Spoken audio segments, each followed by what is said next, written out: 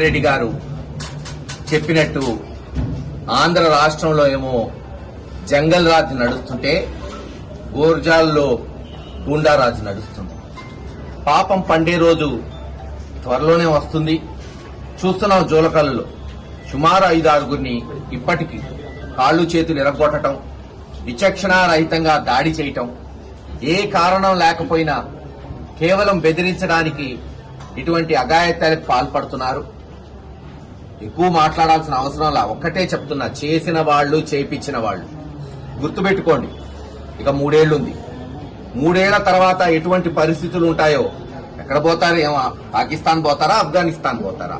భారతదేశంలోనే కదా ఉండేది. ఖచ్చితంగా ఇంతకింతకు అనుభవిస్తారు చట్టపరంగా. ఆ రోజులు కూడా దగ్గరుంటాయి. తప్పు చేస్తే ఓకే, రాజకీయంగా గొడవలు జరిగినాయి, ఎలక్షన్ రోజులు గొడవలు జరిగినాయి. కావాలని కాపు కాసి కొడుతున్నారు. పోలీసులు అండ చూసుకునే కదా. ఇదే పోలీసులు రేపు తిరగబడిన రోజున, గవర్నమెంట్ మారిన రోజున ఎలాంటి పరిస్థితులు ఉంటాయో, దీనికి రెట్టింపు పరిస్థితులు ఎలా పునరావృతమవుతాయో ఆ రోజున మీకే తెలుస్తుంది.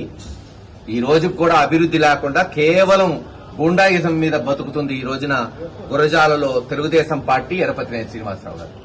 ఇది మీరు చేస్తున్న రాజకీయం. ఎక్కడా అభివృద్ధి లేదు. మేము తెచ్చిన ప్రాజెక్టులని కొనసాగిస్తూ మేము వేసిన బండలను తీసి మీ బండలు వేసుకోవడం తప్పితే ఇంక దేనికి పనికిరాదు ఈ ప్రభుత్వం. ఖచ్చితంగా త్వరలోనే వడ్డీతో సహా దీన్ని వైఎస్ఆర్ నాయకులు, కార్యకర్తలు తిరిగిచ్చే రోజు త్వరలోనే ఉంటుందని తెలియజేస్తారు.